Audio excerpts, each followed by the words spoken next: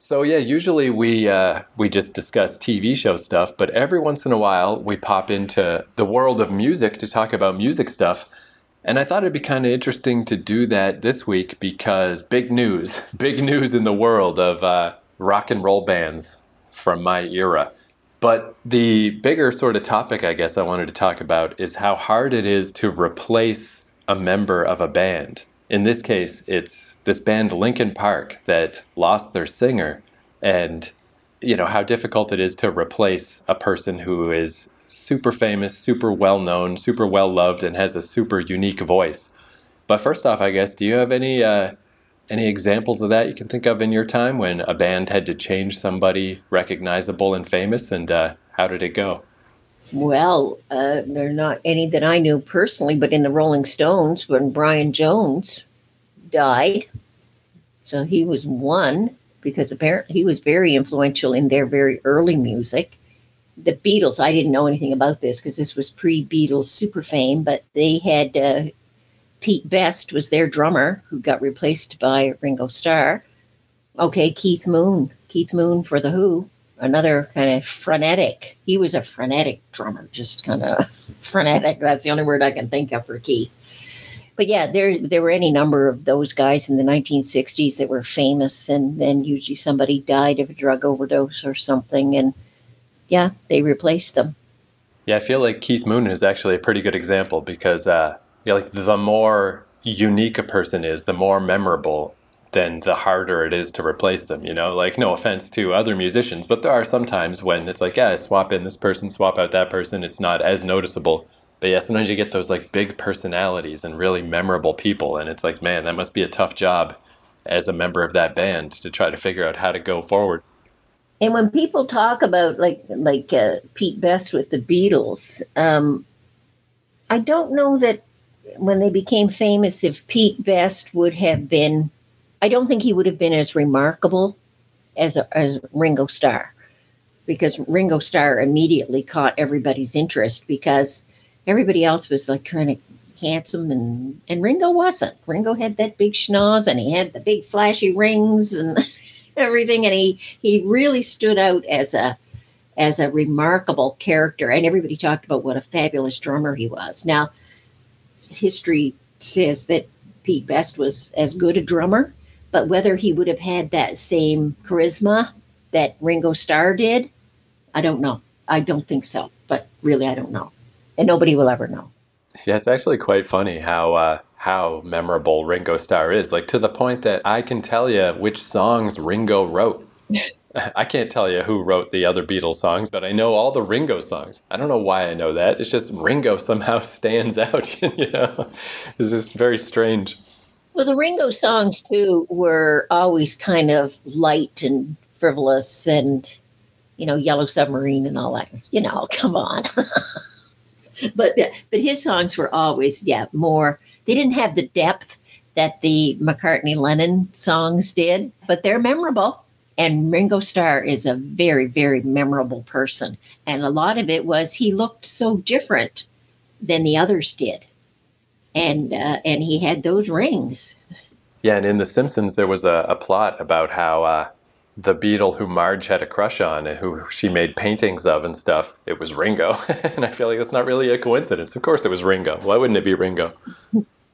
So in this case, this band Linkin Park, I feel like this is one of those cases where, when we did the Chili Peppers episode, as we went through it, there were a lot of songs where you were like, oh, I've heard that song, or I know that song, that came up quite a bit. I have a feeling with Linkin Park it would be similar. There's probably a lot of songs that you've heard on the radio over the past 25 years that you would go, oh yeah, I know that song. But I don't know that we'll touch on those necessarily, because in this case what I wanted to do is I picked specific performances this band gave of not necessarily their most famous songs, just because I just want to demonstrate how incredible their singer was. This guy, Chester Bennington, just like a 10 out of 10, A+, super unique. I mean, you'll see as we watch these things that like this is the guy you cannot replace. It's just not possible. So that's going to kind of set the stage, I guess, for the big news that happened this week. So this band started in around the year 2000, and I remember I didn't really like them initially because they seemed overproduced to me. You know, I came with that grunge era where you got to be down and dirty and everything's got to be legit and authentic. Where Linkin Park felt sort of candy coated. You know, it was like the candy version of metal music, of like rock music. But then I just had to give in eventually, because while they are this like very well produced, extremely carefully constructed, like every song is so carefully put together and it's like the perfect pop formula every time. But it's the perfect pop formula. They just nail it over and over. And eventually I had to say, like, all right, I throw my hands up. This band's amazing. I love this band. But it took a little time because they were like too perfect. But as an example of that, this first song I'm going to play you, it's a song called Burn It Down. And it's a live performance they did in 2012 in Germany. And like, you'll see how ostentatious this is. It was at an award show or something. And there's like smoke machines and there's fire shooting up. And it's like the most over the top thing in the world. But this guy, Chester Bennington, even in a live setting, he's perfect. He's perfect. Like, his voice is unbelievable. But I think the best thing to do is just to play it, just to show you what this guy's voice was like. Okay, because I'm not really familiar with these guys, but maybe I know their songs and I just don't know the artists. Yeah, I mean, I don't think you'll know this song. It's not a big hit or anything, but yeah, again, like I said, I'm sure it's a band that I'm sure you have heard somewhere, but you wouldn't know that it was them or whatever. You know, you had to be an angsty kid to be into Linkin Park.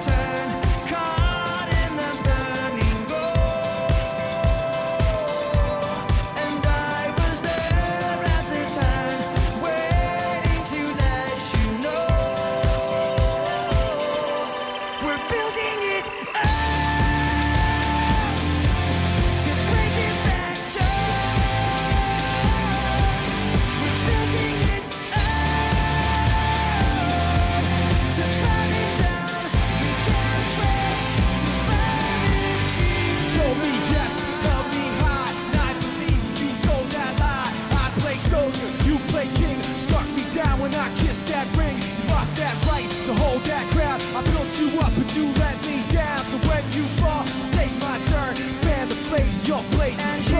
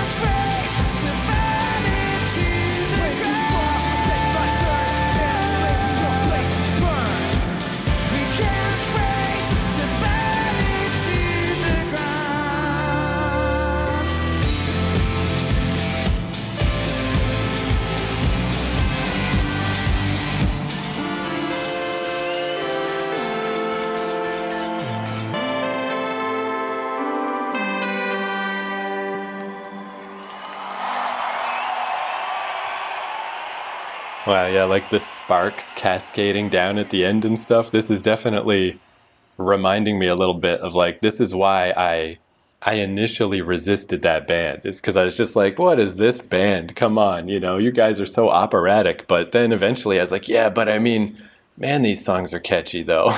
They're so good. Well, the thing that's the main singer, wonderful voice, and he's very articulate. You can understand what he's saying. I find out so much of that music from your era, it's just a bunch of indecipherable words, but his stuff is good. And when you compare the two singers there, the guy on the keyboard and the main man, there's no comparison. The main man is the voice. The keyboard guy's just sort of anybody. I think anybody could be singing that part. Yeah, we'll definitely get into him a bit later, but yeah, no, you're right, especially because yeah, this is kind of like the generation of bands that came right after all that stuff I was into, the Pearl Jam and the Nirvana and stuff. That was the early '90s, and this was right at the end, very late, if not early 2000s. So yeah, this was kind of the next wave, and I do think it was because yeah, that thing you're talking about, they call it the Jarl, like. That's how all the grunge bands sang. And the joke I heard about that is so true is that they all sound like Cher. Hadn't thought of that, but you know what? Now that's kind of true. So I think it's not coincidence that in the mid 90s, all that stuff started to fall away. And in the late 90s, it became pop music again. It was, Mariah Carey and Garth Brooks and Britney Spears. And then the next wave of metal bands, I think, yeah, it's like they went through the seas of pop and they came out the other side as pop rock bands. Like there's no question Linkin Park is a very poppy band. So yeah, at first I was like, this isn't cool enough. But then I was like, yeah, but I guess it is actually. It's pretty great. So yeah, that guy, Chester Bennington, the elephant in the room is the reason he passed away is unfortunately he committed suicide in 2017. And that's kind of beyond the scope of what we're going to talk about. That's a whole different topic, but I have to bring it up. And one of the things that is a common, like super common thing in Linkin Park songs is these songs about, basically he had a lot of abuse in his childhood. And there's all these songs about how, as poppy and as glittery as these songs sound, the lyrics are 9 times out of 10 about how time is not healing these wounds. Things are not getting better. Whatever I'm trying to do to get on top of this is not working. Almost to the point that it was like it happened so often that it became almost like a cliche. It's like, wow, Linkin Park sure does have a lot of songs about this. And then it became a very eerie punctuation mark at the end when he eventually did commit suicide, because it's like, oh, that's why they had all those songs, because he wasn't kidding. That's really what was going on with this guy. So this second song, this is one of their earlier songs when they were more of a rock band, because I want to just show on that side, not only does this guy have a very beautiful voice, but for just I'm just going to scream my head off crazy rock song, he was also 10 out of 10 at that, unmatched, untouchable. This song is a physical feat, but also it's eerie because it is just to hear it back, the lyrics of this song and of a bunch of these songs, it's all that stuff I was just saying. This song is called Given Up. And it's just, what's wrong with me? I'm tired of feeling like this. Nothing is helping. And I don't know, at the time, I didn't know how seriously to take it, because I thought maybe it's, I almost thought maybe it's a marketing thing, you just want teenagers to buy your album. What better way than give them some lyrics about how everything sucks? But it turns out everything actually did suck with this guy. So the song is creepy in that way, but mainly why I'm playing it for you is just to show the other side of his voice, the heavy metal version of how this guy sings is also incredible and just 10 out of 10. As you're talking, I'm getting images of Kurt Cobain. Yeah, and Kurt Cobain's the famous one, but geez, when I go back over he's an irreplaceable voice. There's no question. Nirvana just kind of fell apart after that. And when I go back over all the bands of my youth, there's so many of them with dead people in them. It's just ridiculous. I don't know, but again, that's probably that's a heavier topic. But again, I have to bring it up. Hmm.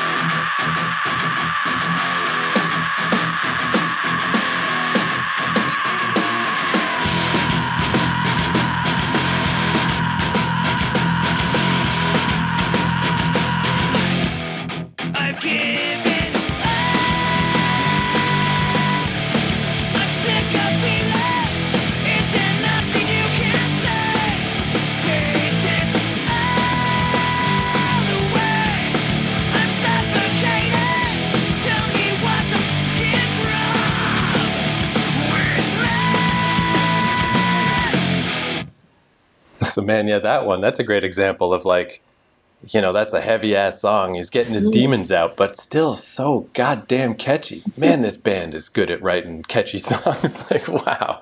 Yeah, I like the production of that too. I mean, they're singing about a pretty downer type songs. If you'd had all the glitz and the fire and all that stuff, would have been distracting to that production. That song's a bit famous too because the scream in that song, when the album that was on came out, people presumed it was a studio trick. Like, nobody can scream for that long. And then they started performing it live, and they're like, holy shit. Like, wow. So in a way, that's, again, just another side of, I mean, there's many, many reasons why it'd be impossible to replace this guy. But even just on a purely, like, Guinness Book of World Records fucking way, it's like, who can do that? That's, like, crazy stuff.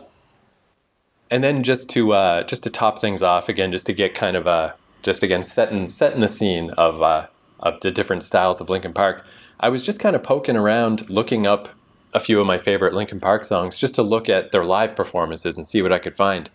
And I found this one I'd never seen before. This is really cool. This is this song called In My Remains that's also from 2012. And this is, I think, from a fan meetup, because it's literally just a room full of people.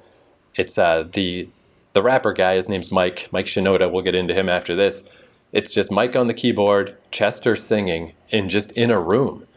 And it's like, holy God. Again, I feel like this might be the best example of all, of just especially in the era, again, how I was saying they came up as things were becoming very pop, again, after grunge ended and things became pop. And then right after that, everything became like auto-tune, and like studio tricks. And it doesn't necessarily matter if you can sing. We'll fix the pitch on you, we'll do it with computers and stuff. We'll just fix it all. And that's one thing that's really impressive about Linkin Park is, as perfect as these songs sound, they're not perfect through a trick. They're perfect because they just perform them perfectly. So this is a great example of that. It's literally just the two of them. It's about as stripped down as you can get, and it's crazy. It's so good. This is the song we warm up to before we play on this tour, so we're actually going to do our warm up now. This is just a warm up. This is like pre-show every day. You come in. Separate, sifting through the wreckage, I can't concentrate, searching for a message in the fear and pain, broken down and waiting for a chance to feel alive. Now when my remains are promises that never came, set their silence free to wash away the worst of me. Come apart, falling in the cracks of every broken heart, digging through the wreckage of your disregard, sinking down and waiting for a chance to feel alive. Now when my remains are promises that never came, set their silence free to wash away the worst of me. This is part's really low for me, so if you guys want to help me out, that's fine. Like an army falling, one by one, like an army falling, one by one, like an army falling.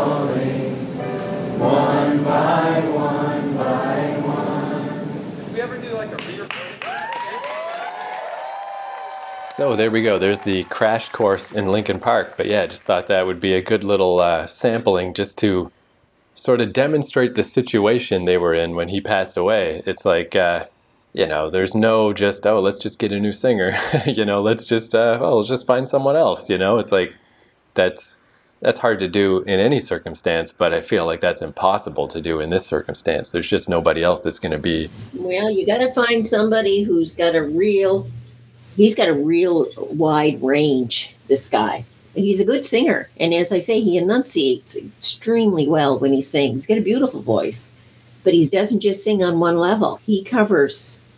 He can sing quite low, but he can also sing very high. So he's a wide range.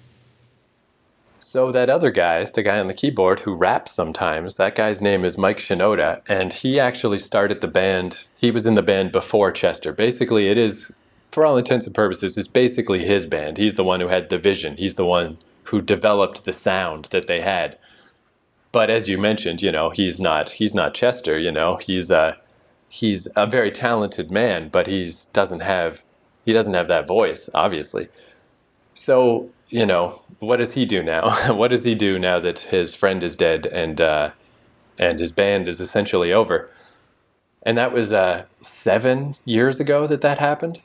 So I just thought we'd take a quick little Mike Shinoda break, because what he did do in the interim I thought was really cool. He did a solo album, and in this case, I couldn't find any live performances of this song, so now we're switching over to music video land, back to production stuff, but it's kind of appropriate because he's a production master. He's so good at the production side of stuff. But I think what made this kind of neat is I'll just play you one of the songs he did on a solo album he put out, where that's one of those things that could easily be, I don't know, you could take it a lot of ways, the solo album that you do after. You could make the argument, like, let's just pack it up, let's just stop right here. But I think what made his solo album really neat is he really went out of his way to make sure it wasn't pretentious and it wasn't ponderous or overblown. It was like really simple. It's just these songs that he did by himself in his house with very few instruments. And he does all the singing, even though, again, he's not the singer guy, but now he was. So you get that kind of vulnerability of him now being the singer. And I like, too, that he didn't get even poetic with it. He really just straightforward. Here's some songs about how messed up things are right now. Like, this song is just called Nothing Makes Sense Anymore. And it's just lyrics about, like, up is down, black is white. Everything is messed up now. Very simple and straightforward. Before you get into that, who did the writing of most of the songs in Linkin Park? I think it's safe to say, while it is a group effort, it's definitely Mike Shinoda, the keyboard guy. He is he's the captain of the ship. Although lyric-wise, I don't think that's necessarily the case. I think Chester wrote a lot of the lyrics. But there, if you look at the actual songwriting credits, everybody in the band contributes a lot. They have a DJ, they have a really good guitarist, a really good bass player, a really good drummer. Everybody was really good in their own ways. But, definitely, it's like they were like the two head guys, where you kind of knew Mike was the brains behind the operation, but Chester is, he's the guy. It's like, this can't work without Chester either. So yeah, here's just an example, I guess, of it, because this is really just because it's a good song. I just kind of want to show you this song, and it's just kind of neat to see, I guess, just to see that this is what it remains now, is that Chester's gone, but the band, clearly the creative energy behind the band is not gone, because this solo album Mike Shinoda did is really, really good. And it's even just kind of a neat music video where this was when there was all those wildfires happening in California. Mm-hmm. So again, where he just made this very simple album by himself in his house. This is a really simple video where he just went out one day after the fires and he's just walking through the burned remains of one of these areas where there was a fire, and he just filmed it all by himself. So this is all, like, as opposed to that first one we watched where it's the cascading sparkles and the flames. This is the other side of the coin. It's just him by himself, just doing a little solo album, but it's really good. So I thought we should just give that a listen, just to demonstrate what this in-between era was like, what was happening after Chester passed away, and, now what? Okay, number 4.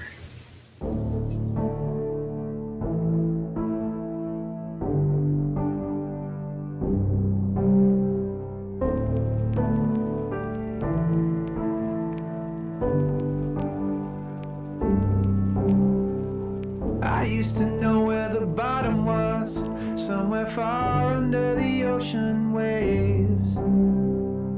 Up on a ledge I was looking down. It was far enough to keep me safe, but the ground was cracked open, threw me in the ocean, cast me out away at sea. And the waves are still breaking now that I awaken. No one's left to answer me.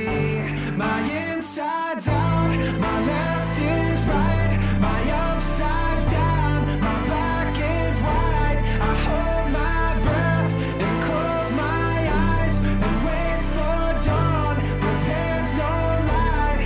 Nothing makes sense anymore, anymore.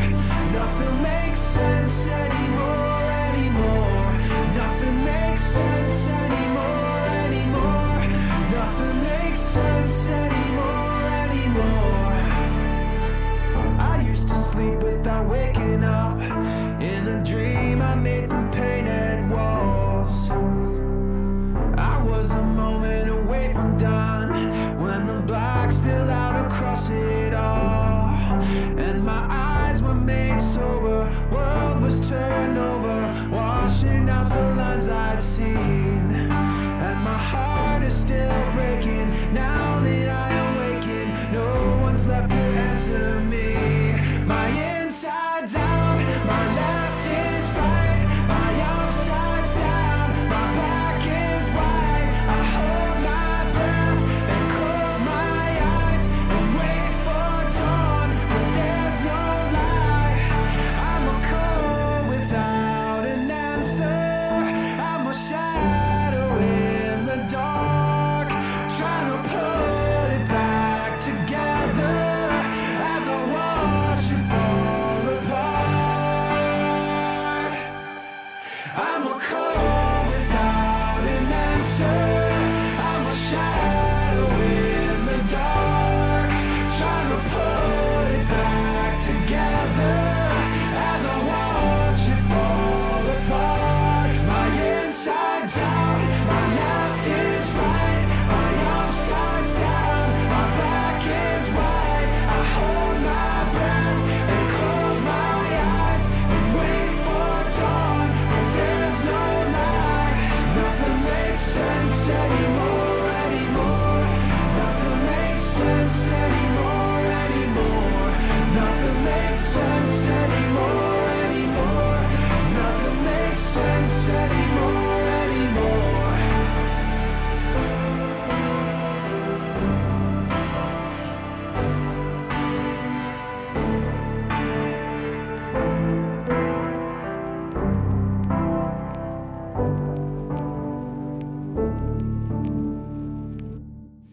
Good song. He doesn't have the range of Chester, but I take back, I'd said he didn't have any kind of a special voice. Well, he doesn't have a bad voice. He just doesn't have the range, but he's got the music and he's got the lyrics. And it sounds to me like he may have contributed to the early Linkin Park. He may have been very, very influential in doing a lot of the writing because it's the same theme. It's the same sound of the early stuff. And I think that was fair, when you said about his voice, because he wasn't actually singing in the stuff we heard. He was just doing the rap stuff, which early on, that's what he was, the rap guy. And yeah, it's like he's in a weird spot in that sense that he's very precise and he's a very capable rapper. Like he can rap on a beat very, very well. But, no one has ever said like, one of the all-time great rappers. I actually think he is better at singing than he is rapping, but he never used to do that, And when he is singing solo, you get an appreciation of his singing talent. It's pretty good. It's just when you compare him with somebody like this Chester guy who has such a wide range in vocals, it's probably not fair to do a comparison because obviously this Chester's voice is one of those special voices that there's not a lot of people have it, but he did. So to do a comparison is probably not fair because this guy on his own solo, yeah, he does okay. I could see him becoming the front vocal man in Linkin Park. And as long as they've still got the vocals and the sound and the songs that have a certain theme to them, yeah, I could see them being able to carry on. It's not a replacement of the Chester voice, but it's not a replacement, but a carrying on, a revitalization of it. And that is certainly something people did talk about, is like maybe you could do Linkin Park with just one singer. But I think that's one thing in that song in particular, that line, "I'm a call without an answer," definitely stands out, because that is always what would happen in Linkin Park songs. Either it was entirely Chester, or it would be a little bit of Mike. You know, Mike could sing a little bit, or he'd do a bit of rapping, and then he'd throw it out to the other guy, to the other voice, you know. And now, like, it was a really good solo album, and it was kind of like a cathartic thing to listen to. But it was the call without an answer, you know. It was weird, of like, yeah, it's just one guy now, you know. So everything was just in this weird limbo of, is it going to go anywhere else? Like, this could just be the end of it. That could be the coda. You could just say that's the end of Linkin Park. I don't think anybody would have had any problems with that. It would have made a lot of sense. And it's obvious that, you know, they can all go on and do other stuff. And I know that they did. Like, their DJ guy, he's a director. He directed a movie, I believe. And Mike started doing soundtrack work. And, you know, they could just move on. They could just move on and call it a day on Linkin Park, and that would be that. Which for 7 years is what happened, you know. Everyone kind of presumed, like, maybe that's it. I think Shinoda was born in 1977, so, you know, he's not old, but old enough that they could call an end to the rock and roll days, if that's what they decided to do. So the reason we're doing this podcast this week, why I said this is a big week for 2000s era rock music, is they started this like countdown timer of like something big is gonna happen, but they didn't say what. It's just the timer's ticking down. And I don't know how they managed to keep this under wraps either in the internet age. It's crazy. Nobody knew what the plan was. Nobody knew what was gonna happen. But eventually what did happen, or they sent out stuff to their fan group. They've always been really good about that, like that one we watched of just them performing for fans. And they always put out special CDs for their fan club. So people in the fan club, they brought in people from like Brazil and from all over, and they took them to a venue, but then it's like, nope, that wasn't the real one. We'll take you to the other venue. Like, you know, throw everyone off. No one knows what's happening. And then what ended up happening is this live stream that they streamed online with some fans. And again, no one had any idea what was going on. There's talk of like, is this Linkin Park now? Are they back? What is this? And we're going to watch the first song that they performed just the other day. But notably, when this starts, it is just Linkin Park without Chester. It is just the band without Chester Bennington. So they start performing a song and still no one knows what's going on. They're like, so is this the plan? Like you were saying, like, is this just going to be Linkin Park with Mike Shinoda on vocals? So basically what happened, nobody expected, nobody knew this was coming. It basically blew everyone's fucking mind, including me. So that's what we're going to watch now. Obviously, they bring in some new dude. Well, let's see. Let's see. All right, let's check out this and see who is it. I hope it's not Justin Bieber. I mean, there was a lot of talk about different people. There was no Bieber, but...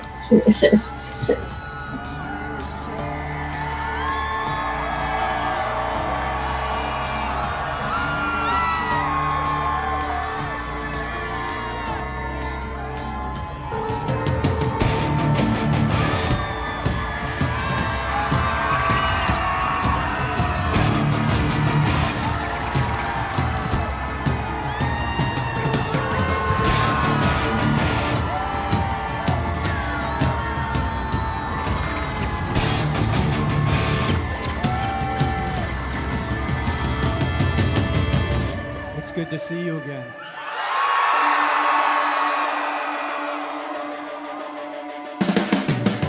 Your blade is sharpened with precision, flashing your favorite point of view.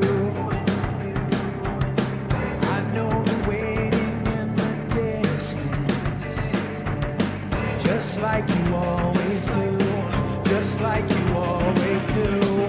Already pulling me in, already under my skin, and I know exactly how this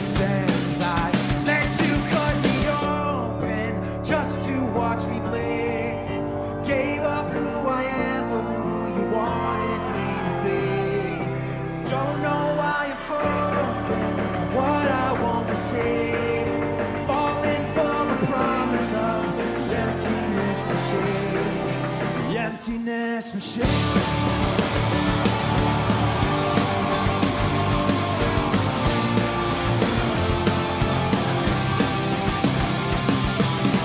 Going around like a revolver. It's been decided how we lose. 'Cause there's a fire under the altar. I keep on lying to. I keep on lying to. Already pulling me in. Already under my skin. And I know exactly how this ends. I let you cut me open just to watch me play. Game of who I am for who you wanted me to be. Don't know why I'm open to what I won't say. Falling for the promises, the emptiness we share.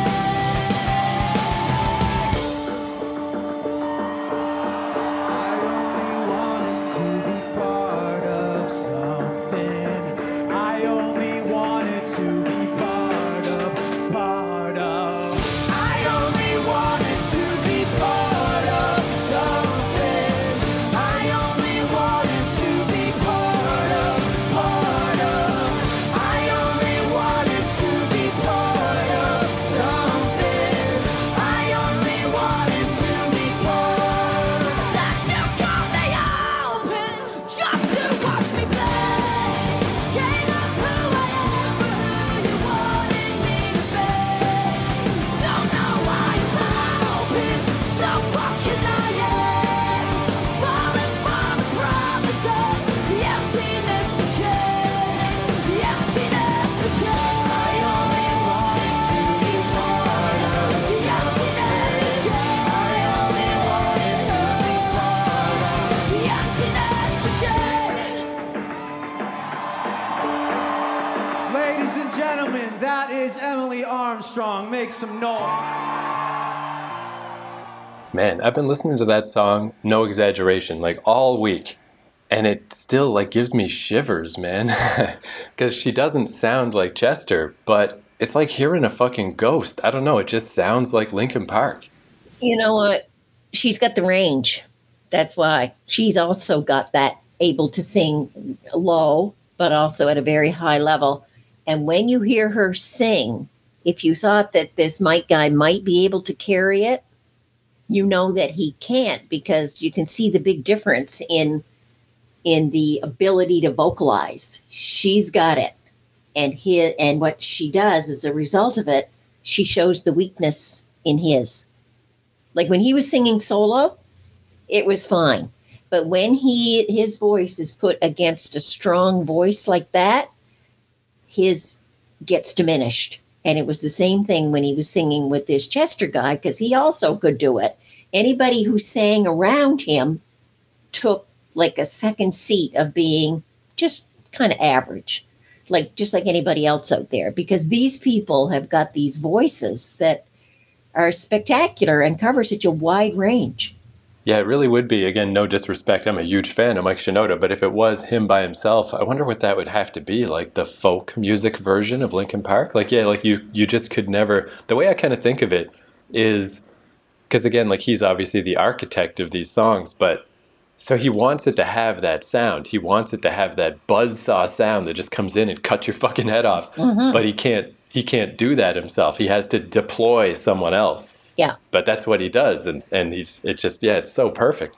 Yeah, smart move, because there are just certain people who have exceptional vocal skills, and others don't. There's nothing wrong with their voices, but they're very kind of standard, average. Most of us have that ability, but very few of us have that ability to cover such a wide range of vocal sounds, of going from the very low to the very high, and doing it in like without taking a breath. They just they just do it. Those are the exceptional singers of the world. She's got it. So yeah, apparently this lady, her name is Emily Armstrong. She's been a musician for ages. She's in her late 30s, I think. She's been around. She has a band that I'd never heard of before, but was like, medium popular apparently. But to me, and I think to most people, it's like, who the hell even is this? Where did this lady come from? And it turns out that in kind of in the background, they've just been casually collaborating with a bunch of different people. Like, we'll try this person, we'll try that person. Maybe it'll come out that they tried Justin Bieber. You never know. But apparently, when they did stuff with her, and what Mike said is like, even though she's not even quite the same key as Chester. Ironically, I think her voice is actually deeper than Chester's, but he said even though it's a little different and they have to kind of change the key of the songs sometimes a little bit, because they did a whole performance after this where she sang a bunch of the old songs. That was their only new song so far. But he said it's just the first time that it felt like Linkin Park. Like he felt like he could put the name Linkin Park on this project and not feel like some kind of weird sellout, or that he was just trying to revive his old band for no reason. Like, even though this is different and it'll be a new era, it just feels right. And I definitely agree. Like, when she first started singing, I've heard people describe her or compare her to Janis Joplin. And it's like, oh, yeah, I can see that. But then she hits that chorus, and again, it's like the buzzsaw. That's where it goes to that extra level of just like, that's like an inhuman demon is singing this song. It's like, wow. See, I wouldn't compare her to Janis Joplin. Janis had that kind of gravelly sound, but Janis Joplin did not have this kind of range. This is more like now you're probably going to say, oh my God, but this is more like a Bette Midler person. Sure, hey, I got nothing against Bette Midler. She's got that voice that can cover like a wide range. She can sing kind of loud, raunchy, but she can also sing soft and low. And Bette Midler's got a range like that. And there's any other number of really good artists out there who have got that range. This girl can obviously sing very low, but can move very quickly up to that kind of screamy level and still be articulate. That's the sound of a good range. But yeah, with this Emily Armstrong lady, I don't have the examples here, but they have been playing like live shows throughout the week and stuff has been coming out. And there are, like, of the two sides, I guess any Linkin Park fans listening, they'll know what I'm talking about, where when she does the song Lost, it's super quiet, super acoustic, pulls it off. But then they have this song called Keys to the Kingdom that is just one of those, like, you just have to scream it at an 11 to pull this off. I don't even know that they ever performed it live with Chester. I don't think they did, but she pulled it off, and it's like, all right. I mean, again, and having listened to her over the week and different stuff, I don't know, if you had to put the ribbon on somebody, I mean, what's the point? But Chester is still untouchable. I don't think she's as good as Chester. However, there's no point. Again, there's no point in trying to get another Chester. It's not going to happen. So as far as taking things in a new spin. And you kind of have to move on from a constant comparison. These are obviously two different singers. They both have a wide range. She's got a female voice, of course. He's got a male voice. So there's differences there. So to be fair to both of them, instead of a comparison, and that she's his replacement, but she's different. Everything she produces is going to be different because, well, she's not the same person, obviously. She's obviously, because of her female stat, she's going to have a different range of voice than he did. So I think it's in fairness, you need to look at them both as individuals, two of them with extremely good singing voices and extremely wide ranges that they can, they can go from like 0 to 10 in a vocal thing without taking a breath. Like that's pretty remarkable. And then, of course, this is one of these things that I don't know. I don't know how it would have gone back in the olden days where information traveled slower and like maybe you'd write an angry letter to Cream magazine or something. But it is a little different in the internet era where now you just have every Tom, Dick, and Harry has their opinion about stuff. So, there's people that are just upset about many things. I won't bother getting into it, but man, people are trying their hardest to make this not cool. They're like, oh, look at this picture I dug up of Emily Armstrong from 11 years ago. Look who she used to be friends with. And her parents are part of this crazy religion. Did you know that? She probably is too. It's just like, oh, shut up. Shut up. Yeah. Exactly. Like, who cares? How does that diminish from the talent that this girl obviously has? And they made a wise choice to get a girl, too. That, yeah, that's kind of, hey, pretty cool because especially if you'd gotten another male singer, then the comparisons would have been constant. They just never would have stopped between this new male singer and this Chester guy. But the fact that she's a girl, yeah, she can stand alone all by herself. She's definitely got it. But those comparisons might not be quite as severe as if it had been a male singer replacing a male singer. And it's one of those things too, where one of the, I mean, beyond people just like, oh, maybe they shouldn't have used the same name, but again, who cares? Or people complaining about like, oh, if you compare her performance of the old songs to Chester's, all this stuff, where really what I'm more interested in, instead of trying to, see how this blueprint lines up to the past, is I'm more interested in the future. Like, it wouldn't matter to me if this was called Linkin Park or not. This could have just been called anything. It could have a different name. I guess I still kind of think of it that way, is like the name doesn't matter. I'm just glad that there's a new, I guess, like, okay, I'm trying to say here and get my thoughts together. Like that solo song that we listened to with Mike Shinoda, Call Without an Answer, he's all by himself. Even just from that perspective, I'm excited about this, even if you just look at it as the Mike Shinoda experience, Like Mike Shinoda now gets to continue on and make new songs in the style of Linkin Park. Now he has the other voice. He can write these songs that do go to that next level. Because to me, instead of comparing how does she perform all the old songs, that song they just did, that new song, that's the one that's been stuck in my head all week. Like, that's what makes me excited. I want to hear the new stuff that they're going to do, because it's going to be different. But there is still just that ghost of Linkin Park floating around in it. And it's just like, man, that's so damn cool. I'm so good. Like, I didn't realize how glad I was that they would come back, and then all of a sudden it's just like, wow, this is the coolest shit in the world. And no one knew it was going to happen. I still can't believe that they kept this under wraps like that. And no one even knew who this lady was. Like 1% of people had heard of her before, and everyone else was like, what is going on here? So yeah, I just thought it was just 10 out of 10, cool as hell. And it's too bad that the critics of this new movement just can't get past this thing. Like, okay, so if they do old songs, because of course if they're playing at concerts, people who are going to the concerts will want to hear a mix of old and new. Those are the most successful concerts in the world. And if you come out and just play new music, people they don't get taken with that. But you throw in a few of the old ones, hey, that makes people feel so happy. So rather than saying, well, she doesn't sing the old song the way that he did. Well, of course she isn't going to sing it the way he did. She's not him, and he's gone. So accept the fact that he is gone, and here is a new spin on what was a very successful old song, and accept it for what it is, rather than constantly saying, well, it's not the way he would have done it. Well, no, but he obviously isn't going to come back and do it. So get over yourself and get on with it. Or if you don't like it, then don't listen to them anymore. But if you really were Linkin Park fans, then you are willing to look into the future and say, well, obviously things have changed from matters beyond anybody's control. And these guys are carrying on, and they have found a pretty remarkable replacement who can perform those songs, because she's got that range.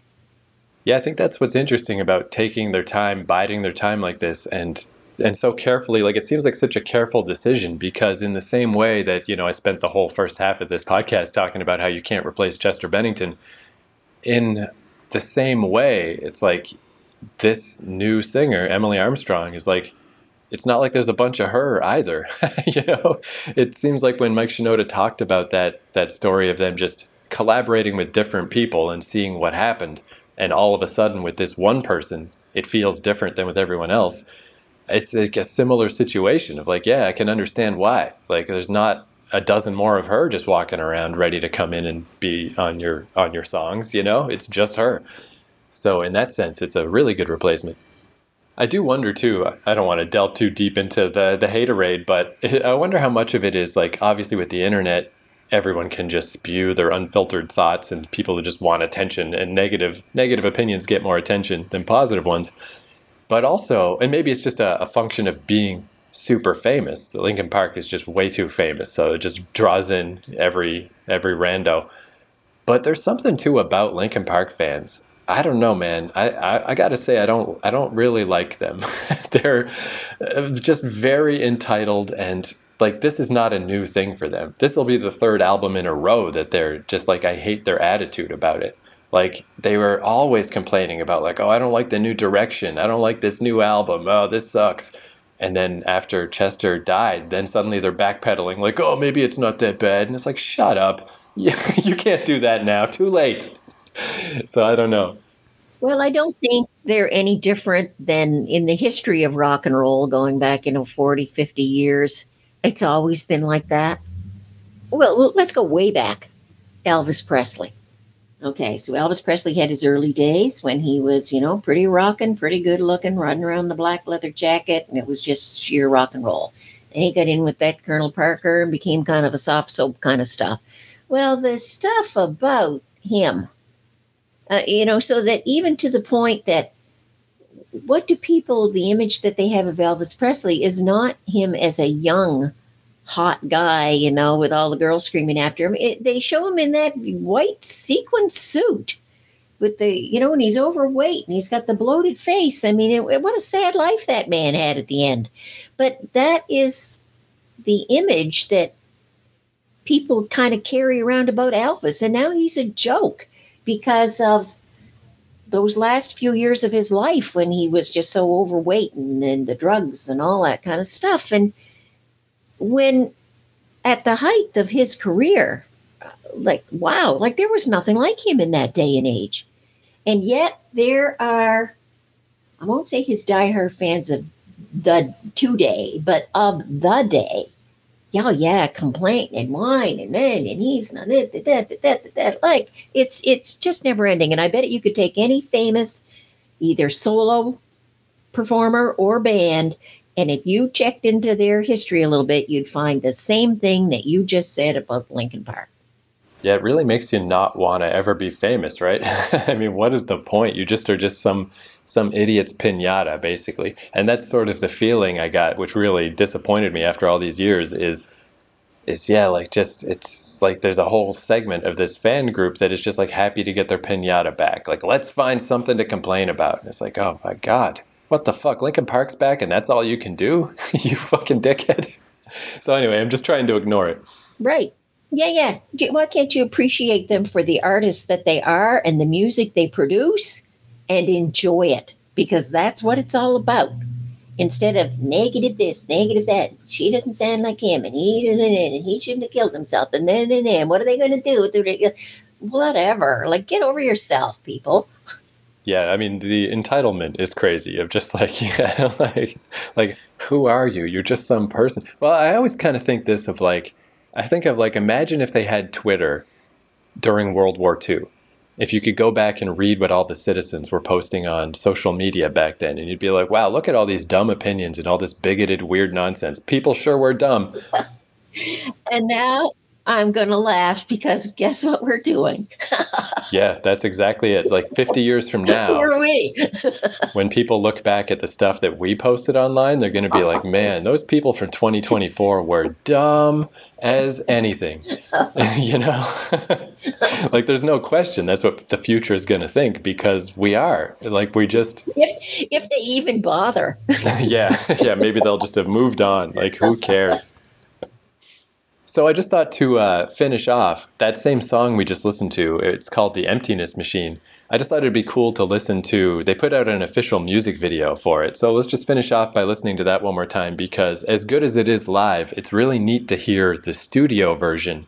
Because again, this is like, you can tell Mike Shinoda's been in the lab probably for years, tinkering away. And like, it's just so perfect. Like, if you looked up pop rock song in an encyclopedia, they would just point you to this. Like, it's like the perfect little 3-minute song. It's so good. So it's just kind of neat to hear it in a studio environment, because it makes her sound even better. It's just so good. And the video is kind of neat in its own silly way, because the idea of the video is they all just have normal jobs now. I don't think this ever happened in real life, but you know, it's like, oh geez, our band's over, guess we just got to go get an office job, guess got to work for UPS. And then it's like pulling them all back together. Let's come back together, get the band back together. Your blades are sharpened with precision, flashing your favorite point of view. I know you're waiting in the distance, just like you always do, just like you always do. Already pulling me in, already under my skin, and I know exactly how this ends. I let you cut me open just to watch me bleed. Gave up who I am for who you wanted me to be. Don't know why I'm hoping for what I won't receive. Falling for the promise of the emptiness machine. The emptiness machine.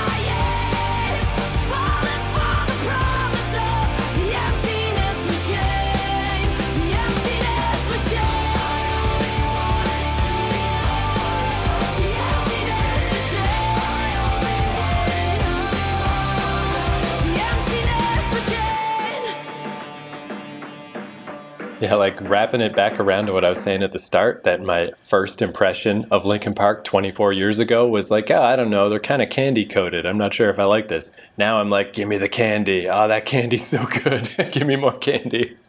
But again, just to one more comment about the vocals. Like, he starts off singing and he sounds great. And he sounds good and he sounds clear. But when she comes on, she blows him right out of the water. Yeah. Which he really has got. Yeah, she's an excellent replacement for the guy that passed away. Yeah, she's got the voice. Yeah, so I really do feel like, again, I guess like I was saying, just that the overall thesis of how do you replace people in a band, you know, how do you pull that off? And again, there's been many times in my life of other bands I've listened to where they've had to replace people, and it's gone, you know, usually it goes well. There's a lot of talented musicians in the world. I can't think of any time it went terribly, but this went, not only did this go so incredibly better than I ever could have conceived of, but because it's Chester Bennington, again, I feel like if you went through all the singers of my sort of rough era, these people weren't picture perfect the way Chester Bennington was. Like, he's the toughest one. And they somehow pulled it off. They pulled it off. And it's crazy. I'm still just like, I can't believe this worked out so well. So yeah, I guess I'm just fucking excited for the new album. Here's some new Linkin Park songs. Well, thank you for introducing that to me because I was not, I knew their name, but I really wasn't familiar with anything that they did. Yeah, it's one of those things too, like I was saying with the Chili Pepper stuff of like, oh, the secret, like, oh, I didn't realize that was a Chili Pepper song. Like maybe now, you'll hear just on the radio, there's probably only like maybe 3 or 4 Linkin Park songs that are so famous that they are still on the radio all the time, but they're out there. So yeah, just maybe you'll hear one and go like, hey, is that, you'll be cool to your friends. Like, hey, is that Linkin Park? With their new girl singer? Yeah. You guys have you heard about her parents and their get into the gossip?